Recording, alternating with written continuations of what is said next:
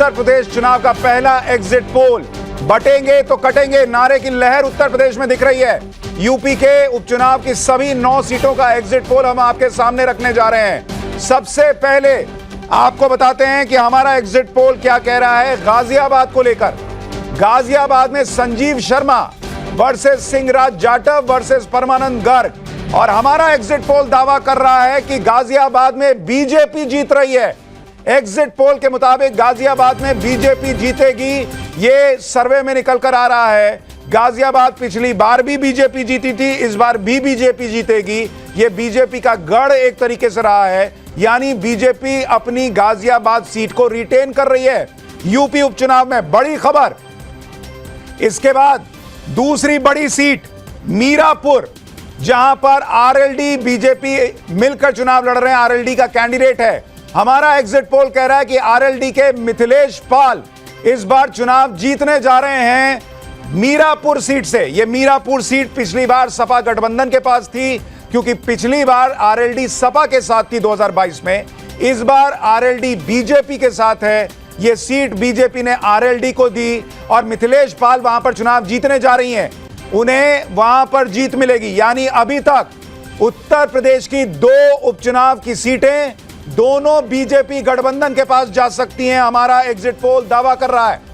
तीसरी सीट कटेरी की सीट जो है वो पहले समाजवादी पार्टी के पास थी, लेकिन इस बार हमारा सर्वे दावा कर रहा है कि धर्मराज निषाद वर्सेस शोभावती जो समाजवादी पार्टी की कैंडिडेट हैं, लेकिन यहां पर जीत बीजेपी के कैंडिडेट को मिलेगी, यानी यूपी उपचुनाव में बड़ा उलटफेर हो सकता है। एग्जिट पोल हमारा कह रहा है कि भाई कटेरी में जो समाजवादी पार्टी है वो अपनी सीट जो उसने पिछली बार जीती थी वो गंवा सकती है, और धर्मराज निषाद बीजेपी के चुनाव कटेरी में जीत सकते हैं। यानी ये बहुत बड़ी खबर। यूपी उपचुनाव में पहले उलटफेर की खबर आ गई है। पहली सीट गाजियाबाद बीजेपी की थी, बीजेपी रिटेन कर सकती है। दूसरी सीट आरएलडी की थी, आरएलडी रिटेन कर सकती है, लेकिन इस बार आरएलडी बीजेपी के साथ है। और तीसरी सीट जो है वो कटेरी की सीट है, जहां पर उलटफेर हो रहा है। सपा पिछली बार जीती थी, इस बार बीजेपी जीत सकती है, यह एग्जिट पोल दावा कर रहा है। अब चौथी सीट इस उपचुनाव में फूलपुर की सीट। यहां फूलपुर पर हमारा एग्जिट पोल दावा कर रहा है कि यह सीट बीजेपी जीतेगी। 4-0 से बीजेपी गठबंधन आगे। यहां पर बीजेपी के दीपक पटेल मुजाफा सिद्दीकी जो सपा के कैंडिडेट हैं उनको हरा सकते हैं, यह एग्जिट पोल दावा कर रहा है। फूलपुर की सीट पिछली बार भी बीजेपी के पास थी, इस बार भी बीजेपी के पास, यानी 4-0 से अभी तक के एग्जिट पोल में बीजेपी उपचुनाव में आगे। 5वीं सीट जो आपको बताने जा रहा हूं वो है खैर की सीट, और खैर की सीट जो है वो बीजेपी जीत सकती है। एक और बड़ी खबर, सुरेंद्र दिलेर वहां पर चारू कैन को हरा सकते हैं समाजवादी पार्टी के, यानी 5 की 5 सीटें जो हैं वो अभी तक के रुझानों में बीजेपी के पास। उत्तर प्रदेश उपचुनाव में बीजेपी गठबंधन को बड़ी बढ़त मिलती दिख सकती है। इन 5 सीटों पर 5 में 5 बीजेपी जीत रही है, और एक सीट पर उलटफेर हो रहा है। एक सीट पर उलटफेर हो रहा है और वो सीट है कटेरी की, जो सपा के पास थी वो बीजेपी जीतती दिख रही है।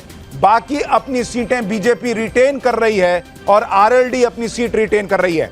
अब करहल में क्या हुआ है, कुंदरकी में क्या हुआ है, मझवा और सीसामऊ में क्या हुआ है, ये आपको बताऊंगा।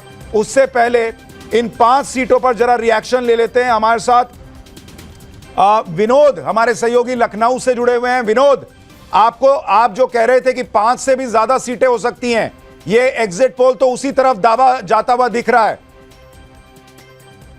मनीष के पास चलते हैं जो करहल में है। मनीष,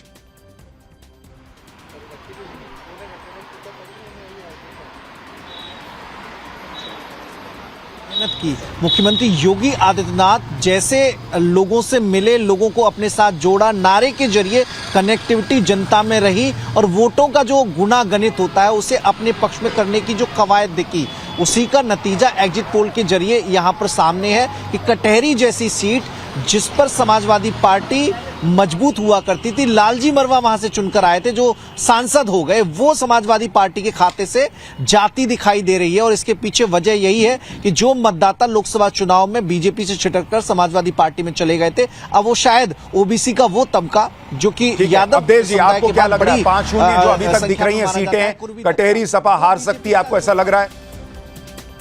ऐसा लग रहा है। मेरे पास भी जो रिपोर्ट थी वो लड़ाई तगड़ी थी, मतलब 19-20 की ही लड़ाई थी। ये नहीं था कि कोई 20 और 16 की लड़ाई रही हो, 19-20 की लड़ाई थी। और उस लड़ाई में हो सकता है भारतीय जनता पार्टी लास्ट के मोमेंट में निकल गई हो, क्योंकि जो परिस्थितियां यूपी में बनी हुई है अभी, उसको भले स्वीकार करें न करें, लेकिन लोकसभा चुनाव नहीं, लेकिन अगर ये चेंज हो रहा है, इसकी वजह आप क्या मानते हैं? बटेंगे तो कटेंगे, या जो लोकसभा चुनाव में भ्रम था कि भाई आरक्षण खत्म हो जाएगा, ये हो जाएगा, वो हो जाएगा, वो नैरेटिव खत्म हो ये नहीं, ये सारे, ये क्योंकि जो लोकसभा चुनाव के परिणाम थे उसमें 3 बड़े कारण थे कि आरक्षण खत्म हो जाएगा, दलितों तक ये बड़ी बड़ी 15-15, 20-20 युवाओं की टोलियां प्रचार कर रही थी। भारतीय जनता पार्टी समझ नहीं पाई कि वो होगा। इस बार उन्होंने समझा था। दूसरा, कार्यकर्ताओं की व्यापक नाराजगी थी, लोग निराश थे।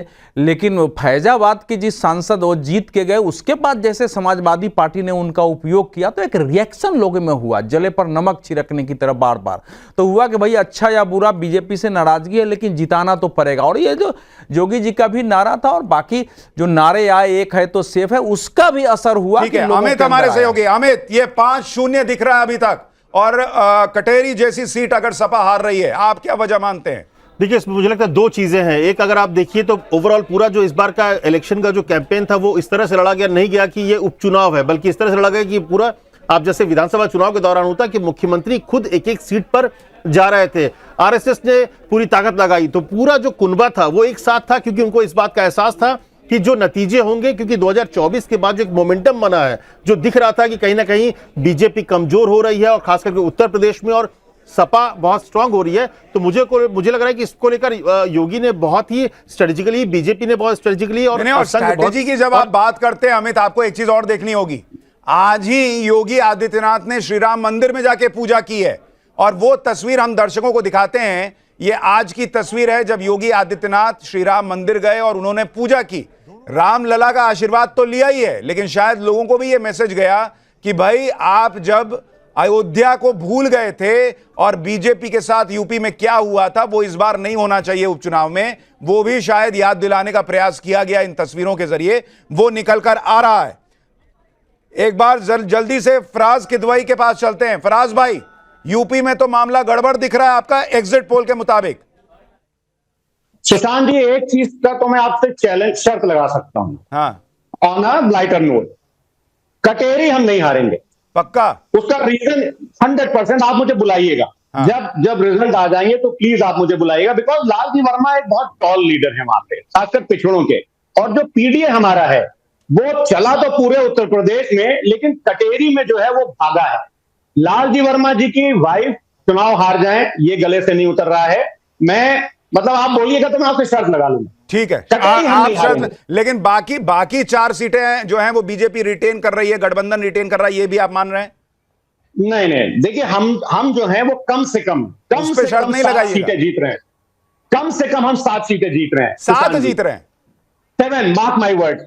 क्योंकि आप देखिए, अच्छा, कौन से 2 हार रहे हैं वही बता दीजिए। नहीं, वो मैं कैसे बता दूं। लेकिन अभी जैसे मैंने आपने भी गाजियाबाद का जिक्र किया, जब एक 20 सेकंड दे दिएगा, जब हम ये बोलते थे हम फैजाबाद जीत जाएंगे तो लोग हंसने लगते। डिबेट में हम जाते थे, अरे फैजाबाद कहां जीतोगे, अयोध्या में तो अभी भव्य राम मंदिर बनाए, हाँ बनाए, लेकिन भगवान राम का आशीर्वाद हमको मिल रहा है। हम तो पहले भी बोलते थे, आज भी बोल रहे हैं, और फैजाबाद हम जीते। गाजियाबाद में भी बड़ा उलटफेर हो सकता है। क्यों? क्योंकि जो हमारी स्ट्रेटजी फैजाबाद की थी, श्री सिंह राज जाटों को हमने वहां पर उतार करके एक नया समीकरण बनाने की कोशिश की है। ठीक है, तो आप कह रहे हैं आपका पीडीए फॉर्मूला चलेगा और गाजियाबाद जो बीजेपी का गढ़ है वहां भी आप जीतेंगे,